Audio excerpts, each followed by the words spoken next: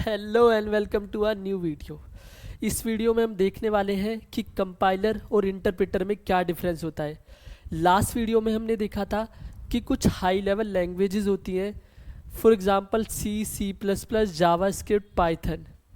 इसमें से कुछ लैंग्वेजेस ऐसी थी जो कि कंपाइलर बेस्ड थी और कुछ ऐसी थी जो इंटरप्रेटर बेस्ड थी।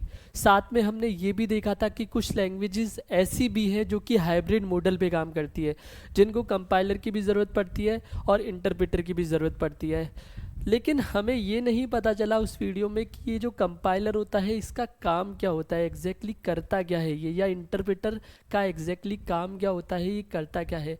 तो इस वीडियो में हम थोरोली इसके ऊपर डिस्कशन करेंगे कि कंपाइलर किस तरीके से काम करता है, इंटरप्रेटर किस तरीके से काम करता है, इन दोनों में से फास्टर कौन सा होता है और कौन सी लैंग्वेजेस हमें आसान पड़ती है, कंपाइलर बेस्ड लैंग्वेजेस आसान पड़ती है या इंटरप्रेटर बेस्ड लैंग्वेजेस हमें आसान पड़ती है।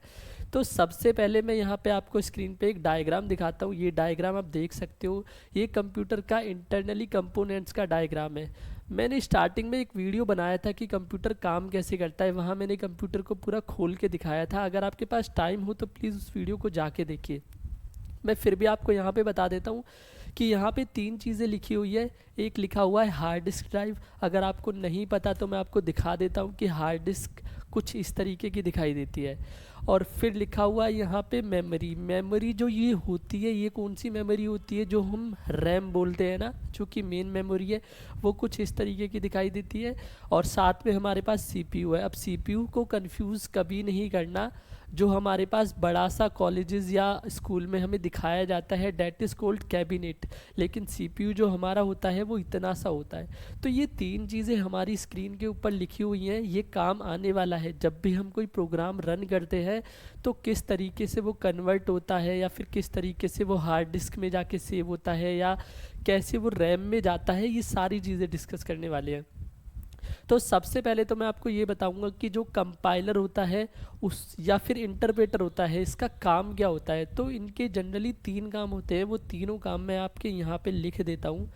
सबसे पहले काम क्या होता है इसका, चेक करता है, पहले ये एरर चेक करता है। ठीक है, तो सबसे पहला काम क्या है, चेक एरर्स। अब एरर चेक करने का क्या मतलब है, यहाँ पे आप देखोगे कि मैंने एक लैंग्वेज के अंदर कोड लिखा हुआ है sum.cpp नाम से, ये कुछ कोड लिखा हुआ है। अगर आपको नहीं आती सी प्लस प्लस लैंग्वेज या आपको कोई भी लैंग्वेज नहीं आती तो परेशान होने की ज़रूरत नहीं है, आगे आने वाली वीडियोस में हम ये सीखने वाले हैं। अभी आप सिर्फ इतना समझिए कि कोड कुछ इस तरीके का दिखाई देता है। अगर उस कोड में कोई भी एक एरर आ जाए, गलती हो जाए, तो ये काम क्या करता है कंपाइलर, सबसे पहले देखेगा पूरे के पूरे कोड के अंदर कोई गलती तो नहीं है। अगर गलती नहीं है उसके बाद कहाँ जाएगा, सेकंड स्टेप पे जाएगा। तो सेकंड काम क्या है इसका, वो देख लेते हैं। ठीक है, सबसे पहला काम क्या हुआ कि एरर को चेक करा। दूसरा काम क्या हुआ कि जब कोई भी एरर नहीं निकला तो जो ये कोड लिखा हुआ है ना, ये जो मेरा इंग्लिश लाइक लैंग्वेज में कोड लिखा हुआ है, अब इसको पढ़ सकते हैं ना, इंग्लिश लाइक लैंग्वेज इसको तभी तो बोला जाता है। जैसे यहाँ पे मैं इसको पढ़ सकता हूँ, जेड लिखा हुआ है, एक्स लिखा हुआ है, रिटर्न लिखा हुआ है। तो इंग्लिश लाइक लैंग्वेज में जो ये कोड लिखा हुआ है इसको कन्वर्ट करता है किस में, इसको कन्वर्ट करता है मशीन कोड में।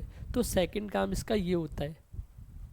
और थर्ड काम क्या होता है इसका, थर्ड काम होता है एग्जीक्यूशन कराना।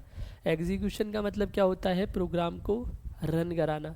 तो जो मेरा कंपाइलर होता है या फिर जो मेरा इंटरप्रेटर होता है, इन दोनों के ये तीन काम होते हैं प्राइमरली। इन तीन काम में से क्या करते हैं, पहले एरर को चेक करता है, दूसरा कन्वर्ट करता है मशीन कोड में। मशीन कोड से क्या मतलब है, जैसे मेरे पास यहाँ पे ये मशीन है, मेरे पास मेरा लैपटॉप है, इसको मैं क्या बोलूँगा, ये मशीन ही है। इसको जो लैंग्वेज समझ आती है वो कौन सी लैंग्वेज होती है, मशीन लैंग्वेज होती है। और मशीन लैंग्वेज से मतलब क्या है कि 1010 वाली लैंग्वेज। तो जो जितना भी कोड मैंने यहाँ पे लिखा हुआ है, ये जैसे इस कोड को समझते हैं। सबसे पहले तो यहाँ पे आप देख सकते हो कि कुछ सम जैसा लिखा हुआ है, यानी कि मैं करा क्या रहा हूँ कि मैं किन्हीं दो नंबर को ले रहा हूँ और उनका मैं एडिशन करा रहा हूँ, सम करा रहा हूँ। और ये काम मेरे को तो पता है कि कैसे करना है, क्योंकि मेरे तो टीचर्स ने मेरे को बता दिया था कि एक ए नंबर होता है, एक बी होता है, इन ए प्लस बी कर दोगे तो आपको आउटकम मिल जाएगा। लेकिन यही काम अगर मेरे को कंप्यूटर से कराना है तो मेरे को उसको उसकी लैंग्वेज में समझाना पड़ेगा, मशीन लैंग्वेज में समझाना पड़ेगा, बाइनरी लैंग्वेज में समझाना पड़ेगा, जो कि हमने लास्ट वीडियो में भी देखा था कि 101 वाली जो फॉर्म होती है डेट इज़ मशीन लैंग्वेज। अब ये जो कोड लिखा हुआ है ना, सबसे पहले यहाँ से इसको स्टार्ट करते हैं। सबसे पहले लिखा हुआ है सम डॉट CPP। अब जो ये CPP लिखा हुआ है ये क्या चीज़ है? इस चीज़ को हम बोलते हैं एक्सटेंशन। अब एक्सटेंशन का क्या मतलब है? आपने कभी भी कोई सॉन्ग डाउनलोड करा है या फिर आपने आपने अपने मोबाइल के अंदर फ़ोटो क्लिक करा है तो आपने देखा होगा कि वहाँ पे जो फाइल सेव होती है उसके पीछे एक एक्सटेंशन लगी होती है, जैसे कि .jpg लगा होता है या .jpeg लगा होता है, या फिर जब आप कोई वीडियो डाउनलोड करते हो तो .mp4 होता है, या फिर mp3 का कोई सॉन्ग डाउनलोड करते हो तो .mp3 लिखा होता है। तो ये क्या होता है, जो हमारे पास डेटा होता है ना उसको हम अलग अलग तरीके से पहचान सके कि यार ये वीडियो है या फिर ये कोई फ़ोटो है या फिर ये कोई mp3 है या फिर ये कोई प्रोग्राम फाइल है। तो ये एक्सटेंशन इसलिए लगाया जाता है। तो यहाँ पे .cpp का क्या मतलब है कि ये एक्सटेंशन है। ये किसकी एक्सटेंशन है? C++ लैंग्वेज की एक्सटेंशन है। अगर यहाँ पे ये कोड मैं जावा लैंग्वेज में लिखता तो मैं यहाँ पे sum.cpp की जगह क्या लिखता? मैं यहाँ पे लिखता sum.java। तो इससे क्या पता चलता है? इससे पता चलता है कि जो हमने कोड लिखा हुआ है वो किस लैंग्वेज में लिखा हुआ है? हमने जावा के अंदर लिखा हुआ है। मैं यहाँ से इसको रफ कर देता हूँ। उसके बाद हमने जो ये कोड लिखा है ये पूरे के पूरे कोड में हो क्या रहा है? इसमें हम सम करा रहे हैं यहाँ तक। अब इस पूरे के पूरे कोड को बोला क्या जाता है? इसको बोला जाता है सोर्स कोड। जैसे हमें पता है ना कि जो मेरा मशीन होती है, जो मेरा कंप्यूटर होता है, उसको क्या समझ आता है? उसको मशीन कोड समझ आता है। जो हम कोड लिखते हैं इंग्लिश लाइक लैंग्वेज में, उस कोड का भी एक नाम होता है सोर्स कोड। तो ये यहाँ से लेके यहाँ तक पूरा का पूरा जो कोड लिखा है मैंने C++ लैंग्वेज में, इस वाले कोड को मैं क्या बोलूँगा? इसको बोलूँगा सोर्स कोड। ये मैंने यहाँ पे लिख दिया। तो कंपाइलर का काम क्या है? कंपाइलर का काम ये है कि सबसे पहले इस कोड को लाइन बाय लाइन रीड करेगा। जैसे इसमें कितनी लाइन है? पहली लाइन ये हो गई, second line, third line, fourth, fifth, six, seventh, 8, 9, 10, 11, 12, 13, 14, total 14 line है। इन 14 लाइन को एक एक लाइन करके रीड करेगा पूरा। अगर उसको एरर नहीं मिलता तो वो क्या है कि सेकंड वाले स्टेप पे जाएगा, इसको कन्वर्ट करेगा। कन्वर्ट किस में करेगा? मशीन कोड में। अब सपोज करो कि उसको सोर्स कोड के अंदर एरर मिल जाता है। अब एरर किस तरीके का हो सकता है? Syntax error. सिंटैक्स एरर से क्या मतलब है? जैसे यहाँ पे मानो मतलब हर एक लैंग्वेज, जैसे ग्रामर होती है ना इंग्लिश लैंग्वेज के अंदर, अगर आपने ग्रामर का सही यूज़ नहीं किया तो जिसने पढ़ा होगा वो आपको पकड़ लेगा 2 मिनट में और बता देगा कि यार आप यहाँ पे गलती कर रहे हो, आप इज़ की जगह पे आर लगा रहे हो, वाज की जगह पे वर लगा रहे हो, ठीक है, पकड़ लेगा। तो यहाँ पे भी क्या होता है कि जो भी प्रोग्रामिंग लैंग्वेज में हम कोड लिख रहे हैं, अगर उसकी ग्रामर को हम नहीं लिख रहे यहाँ पे, जैसे कि यहाँ पे मैंने लिखा इंट z, इसके बाद ज़रूरी है कि मेरे को यहाँ पे सेमीकोलन लगाना है। गलती से अगर मैं यहाँ पे सेमीकोलन लगाना भूल गया तो होगा क्या? कंपाइलर जो हमारा है वो चेक करेगा। पहले इस लाइन को चेक करा, फिर इस लाइन को चेक करा, फिर तीसरी लाइन को चेक करा। जैसे ही वो थर्ड वाली लाइन यहाँ पे पहुँचा, उसको क्या पता चला कि यार यहाँ पे तो ग्रामर की मिस्टेक है, यहाँ पे तो क्या है कि सेमीकोलन नहीं लगाया हुआ। तो यहाँ पे पकड़ लिया उसने। उसके बाद वो क्या करेगा? सेकंड स्टेप पे कभी, यहाँ पे सेकंड वाले स्टेप पे कभी जाएगा ही नहीं। तो होना क्या चाहिए? आपको ये चीज़ याद रखनी है कि जो ये एरर होती है ना, इसको बोला जाता है सिंटैक्स एरर। जैसे यहाँ पे मैंने ये कोमा नहीं लगाया तो यहाँ पे जो एरर है इसको क्या बोलेंगे? सिंटैक्स एरर निकल के आई है। तो सिंटैक्स एरर का आपको हमेशा याद रखना है, ध्यान रखना है, ठीक है। मैं यहाँ पे वापस से कोमा लगा देता हूँ यहाँ पे, तो अब ये सिंटैक्स एरर नहीं होगी। तो वो पूरे के पूरे कोड को रीड कर लेगा। अब यहाँ पे कोई भी सिंटैक्स एरर अगर नहीं है तो वो क्या करेगा? सेकंड वाले स्टेप पे चला जाएगा। सेकंड वाला स्टेप क्या है? कन्वर्ट करना इसको किस में? मशीन कोड में कन्वर्ट कर देना। अब मशीन कोड में कैसे कन्वर्ट करेगा मैं ये भी बता देता हूँ आपको। जैसे मैं यहाँ पे लिख देता हूँ, ये मेरा जो कंपाइलर है इसका काम है ना, इसने क्या करा? इस पूरे के पूरे कोड को उठाया, जो sum.cpp वाली फाइल है इस फाइल को उठाया इसने, ठीक है, और क्या करा, कन्वर्ट कर दिया। किस में कन्वर्ट करा, इसको कन्वर्ट कर दिया मशीन कोड में। अब जितनी लाइनें ये लिखी हुई है ना, उतनी ही लाइन में मशीन कोड में वो कन्वर्ट कर देगा। और एक चीज़ वो याद रखनी है कि यहाँ पे जैसे 2 फंक्शन लिखे गए हैं, अब फंक्शन नहीं पता तो भी परेशान होने की ज़रूरत नहीं है, आगे आने वाली वीडियोस में ये भी कवर करने वाले हैं। जैसे यहाँ सम के फंक्शन का क्या काम होगा, सम करके देना। तो जब हम इसको कन्वर्ट करेंगे ना, तो यहाँ पे जितने भी फंक्शंस लिखे हुए हैं, जैसे सम वाला फंक्शन है, मेन वाला फंक्शन है, तो इसके इक्विवेलेंट मशीन कोड जनरेट होगा। अगर ये 14 लाइन में लिखा हुआ है तो 14 लाइन बाइनरी कोड में लिखी होंगी, या फिर अगर 1000 लाइन में लिखा हुआ है तो 1000 लाइन किसकी लिखी होंगी, मशीन कोड की लिखी होंगी। तो कंपाइलर क्या करेगा यहाँ पे, जैसे ये पहली वाली लाइन है इंट सम इंट एक्स इंट वाई, इसको कैसे कन्वर्ट कर देगा, इसको मशीन कोड में कन्वर्ट कर देगा, ऐसे 10101 इस तरीके से कन्वर्ट कर देगा। इसी तरीके से वो बाकी की जितनी भी लाइंस लिखी हुई हैं 13 14 जितनी भी लाइंस है सबको इसी तरीके से कन्वर्ट कर देगा। तो ये जो सम वाला फंक्शन है ना, सम वाले फंक्शन का जो मशीन कोड होगा वो अलग होगा, और जो मेरा मेन वाले फंक्शन का मशीन कोड होगा वो यहाँ पे अलग होगा। इसको कौन पहचान सकता है, इसको कंपाइलर पहचान सकता है। कभी आप इस वाली फ़ाइल को ओपन करके देखोगे जो कि मशीन कोड वाली फ़ाइल होती है, तो आपको नहीं पता चलेगा डिफरेंस, लेकिन कंपाइलर इस डिफरेंस को पता कर लेता है कि कहाँ पे सम वाला फंक्शन ख़त्म हो रहा है और कहाँ पे मेन वाला फंक्शन ख़त्म हो रहा है। अब जैसे यहाँ पे sum.cpp वाली फ़ाइल है, जब हम इसको कन्वर्ट कर देते हैं कंपाइलर की हेल्प से मशीन कोड में, तो एक फ़ाइल और जनरेट होती है जिस फाइल को बोला जाता है एग्जीक्यूटेबल फ़ाइल। मैं यहाँ पे लिख देता हूँ, ये जितना भी मेरा पूरा का पूरा मशीन कोड ये लिखा हुआ है यहाँ पे, इसकी जो फाइल है वो होगी sum.exe। exe का क्या मतलब है, एग्जीक्यूटेबल फाइल। .exe का मतलब ये है कि ये डायरेक्टली मशीन पे रन हो सकती है, इसको अब कन्वर्ट करने की ज़रूरत नहीं है। अब यहाँ पे ये चीज़ समझने वाली है कि जब मैंने यहाँ पे ये पूरा का पूरा कोड लिखा, अब देखो इसका रोल देखना, ये पूरा का पूरा रोल कैसे आता है इसका। हमारे पास हार्ड डिस्क ड्राइव है, हार्ड डिस्क ड्राइव अभी हमने देखा कि ये वाली जो हार्ड डिस्क ड्राइव है, तो जो मेरी sum.cpp वाली फ़ाइल है ना, इसको मैं कहीं तो सेव करूँगा चलाने से पहले, है ना। तो सबसे पहले जैसे आप कोई गाना डाउनलोड करते हो तो उसको सेव तो करते हो ना, फ़ोटो डाउनलोड करते हो या फ़ोटो क्लिक करते हो तो उसको सेव करते हो। तो जो मेरी ये हार्ड डिस्क है, इसके अंदर सबसे पहले कौन सी फाइल जाएगी, sum.cpp वाली फ़ाइल जाएगी। तो मैं यहाँ पे लिख देता हूँ कि मेरी जो sum.cpp वाली फ़ाइल है वो सबसे पहले कहाँ पे आई, वो यहाँ पे आई मेरी। यहाँ पे मैं फ़ाइल का एक आइकन बना देता हूँ और यहाँ पे मैं लिख देता हूँ sum.cpp।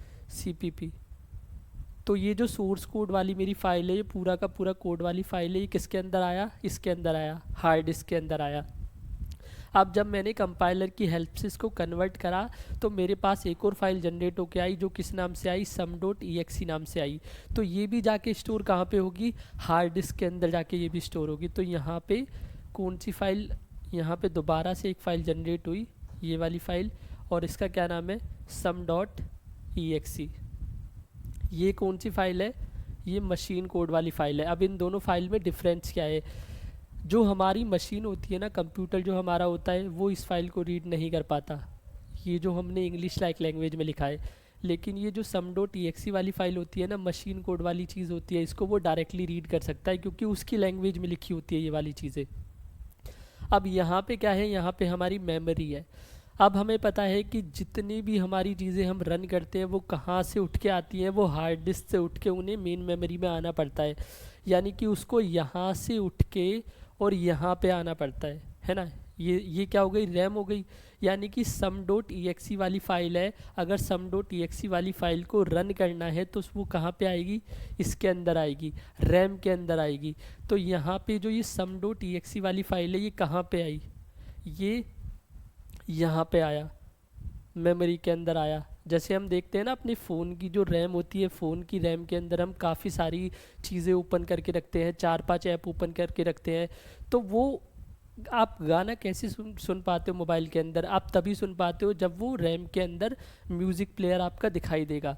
या फिर व्हाट्सएप आप चलाते हो तो व्हाट्सएप आपका, अगर आपको किसी को मैसेज सेंड करना है, कैसे कर पाते हो, क्योंकि व्हाट्सएप का जो ऐप होता है वो रैम के अंदर होता है। इसी तरीके से जो मेरी sum.exe वाली फ़ाइल है, अगर मेरे को इसको रन कराना है मेरे को कंप्यूटर को बताना है कि क्या काम करके देना है मेरे को, तो मेरे को उसको कहाँ पे रन करना पड़ेगा, रैम के अंदर, मेरे को रैम के अंदर भेजना पड़ेगा। तो ये बात गांठ मार लो कि कोई भी फाइल हो, कोई भी गाना, कोई भी फ़ोटो, कोई भी ऐप, कोई भी सॉफ्टवेयर, अगर वो हार्ड डिस्क के अंदर आप सेव कराते हो, इंस्टॉल कराते हो, तो सबसे पहले हार्ड डिस्क के अंदर आते हैं, लेकिन उन्हें रन करने के लिए कहाँ पे आता है। रन करने का मतलब ये समझ लो कि प्लेग्राउंड की तरह है, ठीक है। कबड्डी का अगर किसी को मैच खेलना है तो उस प्लेग्राउंड में जाके ही खेलना पड़ेगा, किसी को क्रिकेट का मैच खेलना है तो उस प्लेग्राउंड में जाके ही खेलना पड़ेगा। तो हमें जितनी भी अपने सॉफ्टवेयर एप्लीकेशन रन करने हैं, या गाना सुनना है, या फ़ोटो या प्रोग्राम फाइल कुछ भी रन करना है, तो हमें इस प्लेग्राउंड में जाना पड़ेगा, इस मेमोरी में जाना पड़ेगा, रैम में। तो जो मेरी sum.txt वाली फ़ाइल है वो कहाँ पे आ गई, यहाँ पे आ गई sum.txt वाली फ़ाइल। और ये जो कोड लिखा हुआ है ना पूरा का पूरा, ये 101 वाला, ये यहाँ पे आ गया। ये जितनी भी लाइन है 13 14 लाइन, ये सारी यहाँ पे आ गई। अब यहाँ पे आने के बाद क्या होता है, जो मेरा सीपीयू होता है, सीपीयू को एक ही लैंग्वेज समझ, जब हम बोलते हैं ना कि हमारी मशीनों को बाइनरी लैंग्वेज या मशीन लैंग्वेज समझ आती है, तो वहाँ पे हमारा मतलब सीपीयू से होता है, क्योंकि सारी चीज़ें रन कराने का काम तो सीपीयू ही कराता है ना। तो ये हमारा जो सीपीयू है, इस अब ये क्या है, डायरेक्टली इससे कनेक्ट होता है, हमारी मेन मेमोरी से कनेक्ट होता है, रैम से कनेक्ट होता है। तो अब होगा क्या कि जो हमारा ये पूरा का पूरा मशीन कोड लिखा हुआ है ना, ये मशीन कोड सीपीयू क्या करेगा, लाइन बाय लाइन इसको रीड करना चालू करेगा। इसने लाइन बाय लाइन रीड करना चालू करा, जब इसको सारी चीज़ें समझ आती चली गई, तो इसने जो आप कराना चाहते थे ना कंप्यूटर से, वो इसने आपको करा के दे दिया। तो आपको पता चल रहा है, इंपॉर्टेंस पता चल रही है कि कंपाइलर हमारे किस तरीके से काम आता है। अब यहाँ पे एक चीज़ हो रहा है कि कंपाइलर जो मेरा है ना, वो पूरे के पूरे, जैसे यहाँ पे 14 लाइन लिखी हुई है, तो 14 की 14 लाइन को एक ही बार में कन्वर्ट कर देता है। या फिर यहाँ पे 1000 लाइंस का कोड लिखा हुआ होता, तो 1000 लाइंस को एक ही बार में क्या कर देता, कन्वर्ट कर देता। तो यहाँ पे भी पूरी की पूरी चीज़ हो जाती कि यहाँ पे जितनी भी लाइंस मेरी लिखी हुई है, इसको एक ही बार में कन्वर्ट करके उसने हमें दे दिया। लेकिन इंटरप्रेटर थोड़ा सा अलग काम करता है। तो अब चलते हैं इंटरप्रेटर की तरफ कि इंटरप्रेटर कैसे काम करता है। नीचे मैंने यहाँ जावास्क्रिप्ट में कोड लिखा हुआ है, ये जो जावास्क्रिप्ट वाला कोड है मेरा, ये कैसे काम करेगा। अब जावास्क्रिप्ट नहीं पता कि कैसे कोड करना है, क्या लिखा हुआ है, तो ये भी परेशान होने की ज़रूरत नहीं है। मैं फटाफट इसको क्या कर लेता हूँ, रफ कर लेता हूँ यहाँ से कुछ कुछ चीज़ें जो मेरे को नहीं चाहिए। इंटरप्रेटर थोड़ा अलग तरीके से काम करता है। अब इसका क्या एग्जांपल ले सकते हैं, आपने कई बार देखा होगा मोदी साहब विदेश दौरे पे जाते हैं, तो अब मोदी साहब की जो लैंग्वेज है ना, वो तो क्या है, उनको हिंदी बोलनी आती है, इंग्लिश बोलनी आती है, पंजाबी बोलनी आती है, यानी कि इंडियन लैंग्वेजेस होती है वो बोलनी आती है। अब वो विदेश दौरे पे मानो चाइना चले गए, और चाइना में पूरा का पूरा एक हॉल है जहाँ पे उनको एक स्पीच देनी है, और वहाँ पे सारे लोग चाइनीज़ बैठे हुए हैं। तो वो कैसे अपनी बात को समझा पाएंगे उनको, वो तो या तो हिंदी में बोलेंगे, या इंग्लिश में, या फिर किसी इंडियन लैंग्वेज में बोलेंगे। तो वहाँ पे क्या होता है, एक ट्रांसलेटर होता है, आपने कई बार मूवीज़ के अंदर भी देखा होगा। तो मोदी साहब क्या बोलेंगे, उनको जो भी स्पीच देनी है वो हिंदी लैंग्वेज में देंगे, साथ में एक ट्रांसलेटर खड़ा होगा। मोदी साहब ने एक लाइन बोली, बोला हेलो चाइना, तो वहाँ पे जो ट्रांसलेटर खड़ा होगा वो उसको किस लैंग्वेज में कन्वर्ट कर देगा, चाइनीज़ लैंग्वेज में कन्वर्ट कर देगा। फिर मोदी साहब ने दूसरी लाइन बोली, फिर वो जो चाइनीज़ ट्रांसलेटर है उसने क्या करा, दूसरी लाइन को कन्वर्ट करा चाइनीज़ में और बोला।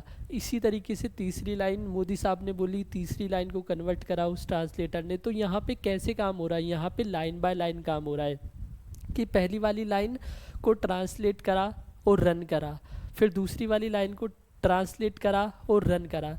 तो हमारा जो इंटरप्रेटर है वो कंपाइलर से इस तरीके से काम अलग करता है कि कंपाइलर तो अभी हमने देखा कि पूरा का पूरा, चाहे 1000 लाइन का कोड है, चाहे 10,000 लाइन का कोड है, उस पूरे के पूरे कोड को क्या करेगा, एक ही बार में कन्वर्ट कर देगा। लेकिन जो हमारा इंटरप्रेटर है वो क्या करेगा, लाइन बाय लाइन चीज़ों को करेगा। अभी देखा ना मोदी साहब वाला एग्जाम्पल, तो यहाँ पे मेरा जावास्क्रिप्ट में कुछ कोड लिखा हुआ है, तो इस कोड को भी क्या बोला जाता है, इस कोड को भी बोला जाता है सोर्स कोड। तो मेरा जो ये सोर्स कोड है ना, इस सोर्स कोड को अगर मेरे को कन्वर्ट करना है तो वो कन्वर्ट कैसे होगा। तो सबसे पहले यहाँ पे देख लेते हैं, जो हमारा इंटरप्रेटर है उसका काम होता है ये जावास्क्रिप्ट, जो हमारी लैंग्वेज होती है वो इंटरप्रेटर बेस्ड होती है। जो हमारी C++ लैंग्वेज होती है, सी लैंग्वेज होती है, ये होती है कंपाइलर बेस्ड। तो यहाँ पे होगा क्या कि ये मेरी कितनी लाइन्स लिखी हुई है, 1 2 3 4, ये मेरी 4 लाइन्स लिखी हुई है। अब इस 4 लाइन्स को कैसे कन्वर्ट किया जाएगा मशीन कोड में। अब मशीन भी यहाँ पे क्या है, एक चीज़ मैं आपको बता दूँ कि जो इंटरप्रेटर बेस्ड लैंग्वेज होती है ना वो मशीन डिपेंडेंट होती है, यानी कि यहाँ पे कोई एग्जीक्यूटेबल फाइल जनरेट नहीं होगी। जैसे हमने यहाँ पे देखा था सम डॉट cpp की जो फाइल थी जब वो मशीन कोड में कन्वर्ट हो रही थी तो यहाँ पे एक और फाइल हमको जनरेट होकर मिल रही थी जो कि क्या थी, सम डॉट exe। लेकिन इंटरप्रेटर बेस्ड जो लैंग्वेज होती है ना उनके केस में ऐसा नहीं होता। वहाँ अब ये वाली जो फाइल है सम डॉट जेएस वाली, वो फाइल तो हमें पता है कि इंग्लिश लाइक लैंग्वेज में लिखी हुई है, सोर्स कोड है। तो जब हम ये बोलते हैं कि डॉट exe में कन्वर्ट होगा या नहीं कंपाइलर की तरह, जैसे कंपाइलर कन्वर्ट करता है, तो फिर हम इसका कोड समझा कैसे पाएंगे कंप्यूटर को। तो यहाँ पे जो क्रोम होता है ना वो इंटरप्रेटर की तरह काम करता है, किसके लिए, जावास्क्रिप्ट के लिए। तो आपने देखा होगा जब आप क्रोम को इंस्टॉल करते हो ना तो उसकी भी एक एग्जीक्यूटेबल फाइल होती है। हमारे जितने भी ऐप या सॉफ्टवेयर होते हैं उनकी भी एक डॉट exe वाली फाइल जनरेट होती है, तभी तो हमारा कंप्यूटर उसको रन करके दिखा पाता है। तो जो हमारा क्रोम है वो कैसे काम करेगा, इंटरप्रेटर की तरह काम करेगा। तो उसकी जो फाइल है ना मेरे पास क्रोम वाली, मैं यहाँ पे इसका आइकन बना देता हूँ फाइल का, और यहाँ पे लिख देता हूँ क्रोम डॉट exe। तो अब होगा क्या कि जो मेरी सम डॉट जेएस वाली फाइल है ना, ये सम डॉट जेएस फाइल के अंदर जो भी चीज़ें लिखी हुई है, जैसे ये लिखा हुआ है फंक्शन सम, ये पहली वाली लाइन लिखी हुई है, तो मेरा क्रोम डॉट exe क्या करेगा, क्रोम मेरा जो होता है वो क्या करेगा, पहली वाली लाइन को लेगा, क्योंकि ये इंटरप्रेटर है क्रोम जो मेरा है, और इसको कन्वर्ट किस में कर देगा, इसको कन्वर्ट कर देगा मशीन कोड में कन्वर्ट कर देगा। मशीन कोड का मतलब है कि 10101 ऐसे कन्वर्ट कर देगा। ये कन्वर्ट हुआ, उसके बाद ये पहली वाली लाइन कौन रीड करेगा, CPU रीड करेगा इसको और एग्जीक्यूट कर देगा। तो अब ये काम ना पैरेलली चल रहे हैं, जैसे सम डॉट जेएस वाली जो फाइल है और क्रोम डॉट exe वाली फाइल है, ये दोनों फाइल यहाँ पे भी आपको देखने को मिलेगी मेन मेमोरी के अंदर। जबकि हमने कंपाइलर के केस में देखा था कि जो हमारी सम डॉट exe वाली फाइल होती है वही हमें यहाँ देखने को मिलती है मेन मेमोरी के अंदर, हमें सम डॉट cpp वाली फाइल देखने को नहीं मिलती। लेकिन इस केस में क्या होगा, सम डॉट जेएस और क्रोम डॉट exe वाली दोनों फाइल आपको कहाँ देखने को मिलेगी, मेन मेमोरी के अंदर भी देखने को मिलेगी, क्योंकि लाइन बाय लाइन चीज़ें चल रही है ना। तो पहली वाली लाइन को क्या करा, पहली वाली लाइन को क्रोम ने रीड करा, कन्वर्ट करा मेमोरी में, और उसके बाद कहाँ पे भेजा उसको, CPU के पास, और CPU ने उसको रीड करा और एग्जीक्यूट करके दिखा दिया। सेम चीज़ क्या होगी, वेरिएबल C लिखा हुआ है, इस वाली लाइन को कन्वर्ट कर दिया 0101 में, ठीक है। इसके बाद क्या होगा, यहाँ पे मेमोरी में ये वाली चीज़ आ गई कन्वर्ट वाली, उसके बाद CPU ने इसको रीड करा, फिर तीसरी लाइन को भी ऐसे ही कन्वर्ट करा, रीड करा, फोर्थ लाइन को भी ऐसे ही कन्वर्ट करा, रीड करा। तो डिफरेंस समझ पा रहे हो दोनों के बीच कि कंपाइलर क्या काम कर रहा था और इंटरप्रेटर क्या काम कर रहा था। इंटरप्रेटर को खड़ा होना पड़ता है जब भी एग्जीक्यूशन चलता है, यहाँ पे जितना भी एग्जीक्यूशन चल रहा है वहाँ पे हमारा जो इंटरप्रेटर है वो खड़ा होकर चीज़ें करवा रहा है। लेकिन कंपाइलर के केस में ऐसा नहीं होता, कंपाइलर ने एक बार कन्वर्ट कर दी चीज़ें, उसका काम ख़त्म। अब एग्जीक्यूशन वाला जो थर्ड स्टेप होता है ना, उसकी ज़रूरत नहीं होती कि कंपाइलर खड़ा होकर सारी चीज़ें देखे। तो अब ये चीज़ आपको समझ आ गई होगी कि कंपाइलर किस तरीके से अपना रोल निभाता है, इंटरप्रेटर किस तरीके से अपना काम करता है। अब इसके बीच डिफरेंस देखते हैं कि कंपाइलर और इंटरप्रेटर में क्या क्या डिफरेंसेस हो सकते हैं, पॉसिबल क्या डिफरेंसेस हो सकते हैं। तो सबसे पहला डिफरेंस जो है वो ये है कि जो हमारा कंपाइलर होता है ना वो क्या करता है कि मेरा ये कोड है पूरा का पूरा, इसको कन्वर्ट करेगा एक अलग फाइल में, और उस फाइल का क्या नाम होगा, उस फाइल का नाम होगा .exe वाली फाइल, एग्जीक्यूटेबल फाइल, ठीक है। लेकिन जो हमारा इंटरप्रेटर है वो क्या करेगा, वो कोई नई फाइल को क्रिएट नहीं करेगा, है ना। जैसे .exe वाली फाइल हमारी कंपाइलर ने जनरेट करी है, इंटरप्रेटर हमारी ऐसी कोई भी फाइल जनरेट नहीं करेगा। दूसरा डिफरेंस क्या है, जो ट्रांसलेशन है ना वो एक ही बार डन होगी। ट्रांसलेशन डन होने का मतलब है कि पूरा का पूरा जो मेरा कोड लिखा हुआ है ये एक ही बार में कन्वर्ट करके मेरे को दे देगा। लेकिन जो हमारा इंटरप्रेटर है वो क्या करेगा, एक बार में नहीं करेगा ना, वो इसको लाइन बाय लाइन करेगा कि पहली लाइन को करा, सेकंड वाली लाइन को करा, थर्ड वाली लाइन को करा, फोर्थ वाली लाइन को करा, ठीक है। थर्ड जो डिफरेंस हो सकता है, थर्ड डिफरेंस क्या है कि सपोज करो कि ये यहाँ पे 100 लाइनें लिखी हुई है या यहाँ पे 50 लाइनें लिखी हुई है, तो 50 लाइन के अंदर अगर कहीं पे भी छोटा सा भी एक आपको एरर मिल जाता है। जैसे मैं यहाँ पे बताता हूँ कि आपकी ये 14 लाइन लिखी हुई है, लेकिन 13 लाइन तक ये अच्छे से रन हुआ है, अच्छे से कन्वर्ट हुआ है, लेकिन यहाँ 14 लाइन में ना मैं सेमी कॉलन लगाना भूल गया। जैसे मैं लगा के दिखाता हूँ आपको यहाँ पे, अगर ये यहाँ पे मैं लगाना भूल गया तो कंपाइलर क्या करेगा, कंपाइलर कभी सेकंड वाले स्टेप पे जाएगा ही नहीं। लेकिन इस केस में क्या होगा, जो मेरा जावास्क्रिप्ट वाला कोड है, जो कि इंटरप्रेटर बेस्ड लैंग्वेज वाला कोड है, अगर यहाँ पे मैं सेमीकोलन लगाना भूल गया ना, तो ये स्टार्टिंग की जो 3 लाइनें ना ये चलेगी। तो थर्ड डिफरेंस हमें समझ आया कि इसके अंदर दिक्कतें होती है कि मेरा 10,000 लाइन का कोड है और लास्ट में जाके 10,000वीं लाइन पे अगर छोटा सा एक एरर निकल आया, सिंटैक्स एरर, तो पूरा का पूरा कोड मेरा रन कभी होगा ही नहीं। लेकिन मेरी जो इंटरप्रेटर बेस्ड लैंग्वेज होती है उसमें ये वाली चीज़ हो जाती है। अगला जो डिफरेंस है वो ये है कि कंपाइलर जो मेरा है ना वो इंडिपेंडेंटली रन करता है। यहाँ पे हमने देखी ये वाली चीज़ कि एक बार फाइल जब मेरी कन्वर्ट हो गई तो अब उस वाली फाइल को आप कितनी भी बार एग्जीक्यूट करो।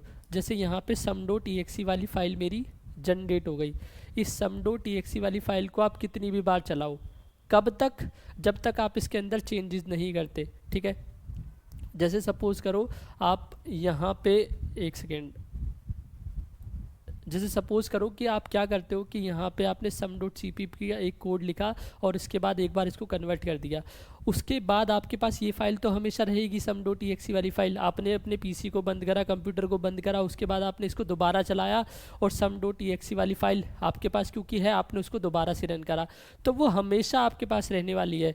लेकिन यहाँ पे क्या होगा, इंटरप्रेटर के केस में तो क्योंकि लाइन बाय लाइन चीज़ें हो रही है, तो आपको हमेशा अगर आपने कंप्यूटर बंद करा है तो वो लाइन बाय लाइन आपको चीज़ें करके देगा, दोबारा से तिबारा से जितनी भी बार आप उसको रन करोगे हमेशा वो क्या होगी, कन्वर्ट होगी।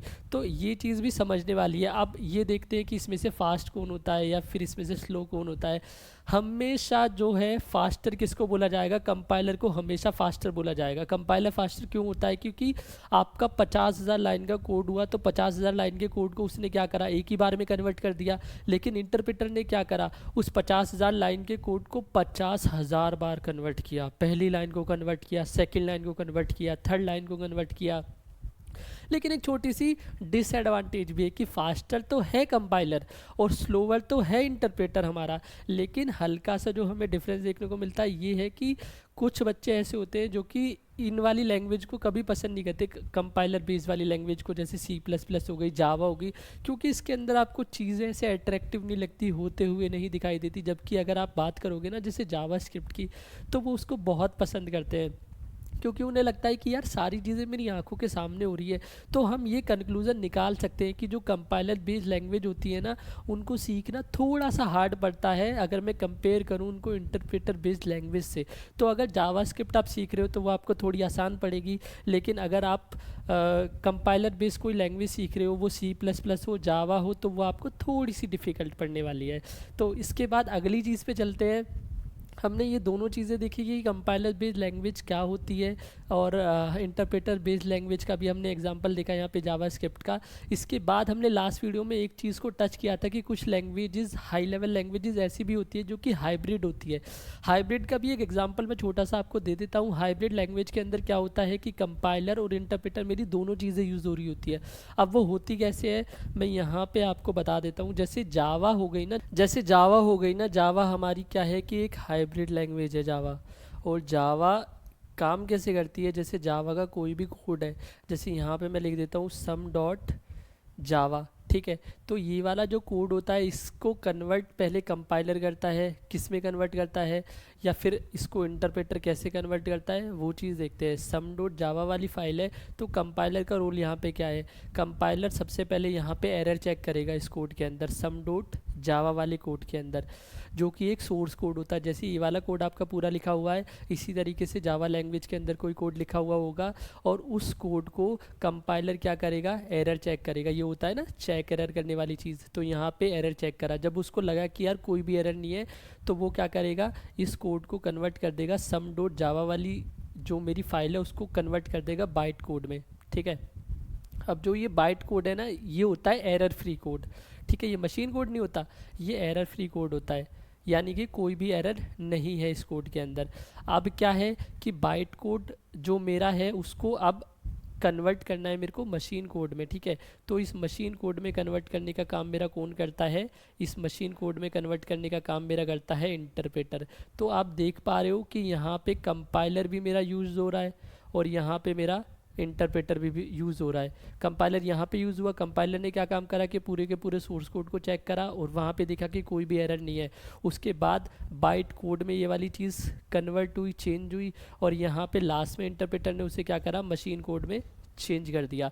तो इसी तरीके से डॉट नेट लैंग्वेजेस भी होती है, जैसे C# एक और एग्जांपल है जिसके अंदर भी सेम इसी प्रिंसिपल पे काम हो रहा होता है कि उसका कोड भी जो हम लिखते हैं वो सबसे पहले किस में कन्वर्ट होता है, एरर फ्री होता है। मतलब जैसे इसमें बाइट कोड में चेंज होता है, वहाँ भी कंपाइलर और इंटरप्रेटर दोनों एक साथ काम कर रहे होते हैं। तो इसके बाद इस पूरी की पूरी होल कॉन्वर्सेशन जो हमने की है, आई होप आपको समझ आई होगी।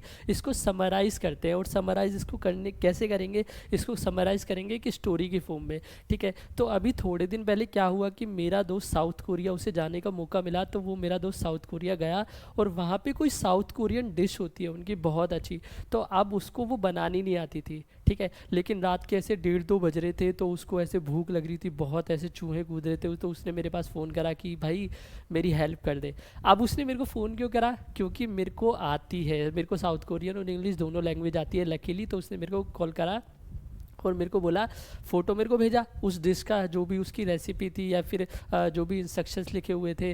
तो मैंने क्या करा, उसको ऐसे बताया कि जैसे होता है ना कि हम चाय, अगर किसी को चाय बनानी नहीं आती, जैसे कई बार आपने लड़कियां देखी होगी जिन्होंने कभी किचन को हाथ नहीं लगाया और वो जब शादी करके चली जाती है तो क्या होता है, वो अपनी मम्मी को कॉल करके ऐसे पूछती हैं कि जब फर्स्ट डे होता है ना शादी के बाद, तो ऐसे हलवा बनाना होता है, तो वो पूछते हैं कि मम्मी ये बताओ कि यार हलवा कैसे बनाना है। तो उसकी मम्मी बताते हैं कि यार पानी डाल, सूजी डाल, एक एक चीज़, और वो डालती रहती है और उसके बाद हलवा तैयार हो जाता है। तो इसी तरीके से मेरे दोस्त ने मेरे को ऐसे पूरे इंस्ट्रक्शंस रेसिपी की भेजी।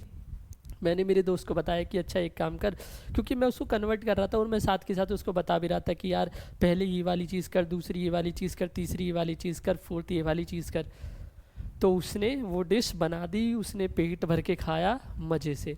अब क्या हुआ कि एक हफ्ते बाद उसको एक नई डिश और ट्राई करनी थी, या फिर नई डिश भी छोड़ो, वो पुरानी वाली डिश थी जो मैंने उसको उस दिन बताई थी वो भूल गया, ठीक है, क्योंकि वो पूरी की पूरी किस में लिखी हुई थी, दोबारा से साउथ कोरियन में लिखी हुई थी। तो अब उसने मेरे को फिर परेशान करा, फिर मेरे को रात को कॉल करा, तो अब मैं परेशान आ गया। मैंने बोला भाई ऐसे काम नहीं चलेगा, ठीक है, तू मेरी नींद ख़राब कर रहा है। तो अब मैंने क्या करा, मैंने कहा तू फ़ोटो भेज। मैंने उसको पूरा का पूरा एक वाइट पेपर लिया और लिख के दे दिया, ठीक है, और मैंने उसको सेंड कर दिया। अब हुआ क्या, क्योंकि मैंने पूरी की पूरी चीज़ को कन्वर्ट कर दिया, वो भी जो रेसिपी थी, ठीक है, या फिर उस डिश को बनाने का जो तरीका था, उसको एक ही बार मैंने कन्वर्ट करके उसकी फ़ोटो खींच के मेरे दोस्त को भेज दी थी। तो अब जब भी उसको मन होगा ना वो डिश खाने का, तो वो क्या करेगा, उस रेसिपी को देखेगा, उस इंस्ट्रक्शंस को देखेगा और वो बना लेगा। तो आपको समझ आया इस वाले एग्जाम्पल से कुछ? इस एग्जाम्पल से मैंने आपको ये समझाने की कोशिश की कि मेरा दोस्त ने जब मेरे को पहली बार फ़ोन किया और मैंने उसे बताई चीज़ें, या फिर जब लड़की शादी करके पहली बार जाती है तो स्टेप बाय स्टेप जो भी चीज़ें कर रही है, जो उसकी मम्मी बता रही है, तो यहाँ पे किसका रोल आता है, इंटरप्रेटर का रोल आता है कि लाइन बाय लाइन चीज़ें बताई जा रही है, फिर एग्जीक्यूशन हो रहा है कि हलवा बना रहे हैं तो पहले पानी डाला, फिर बोला कि इसको 2 मिनट तक उबलने दो, फिर सूजी डालो, है ना। लेकिन जब मैंने मेरे दोस्त को तंग आके ऐसे सारी की सारी चीज़ों को एक ही बार कन्वर्ट करके दे दिया कि भाई ये तेरी जो भी डिश की रेसिपी है, इंस्ट्रक्शंस है, मैंने इसको पूरा कन्वर्ट कर दिया है, ये पकड़ फ़ोटो और जब भी तेरा मन करे इसको देख लिया कर। तो यहाँ पे क्या हुआ, यहाँ पे कंपाइलर वाला रोल आ गया कि सारी चीज़ें एक ही बार में कन्वर्ट हो गई। लेकिन जो हमारा इंटरप्रेटर है वहाँ पे सारी चीज़ें एक बार में कन्वर्ट नहीं हुई। तो आई होप आपको ये सारी चीज़ें समझ आई होगी कि कंपाइलर क्या होता है, कंपाइलर काम कैसे करता है, इंटरप्रेटर क्या होता है, या हाइब्रिड लैंग्वेजेस क्या होती है। तो आई होप आपको ये वीडियो बहुत ज़्यादा पसंद आया होगा। अगर थोड़ा सा भी पसंद आता है तो अपने दोस्तों के साथ इस वीडियो को शेयर कीजिए, इस वीडियो को लाइक कीजिए। अगर आपको कोई भी डाउट है तो कमेंट सेक्शन ओपन है, उसमें जाके कमेंट कीजिए और हमारे चैनल को प्लीज़ सब्सक्राइब कीजिए ताकि हमें मोटिवेशन मिले और इस तरीके की वीडियो हम और ला सकें आप तक। और प्लीज़ सब्सक्राइब करना ना भूलें। मैं मिलता हूँ आपसे अगली वीडियो में, तब तक के लिए गुड बाय।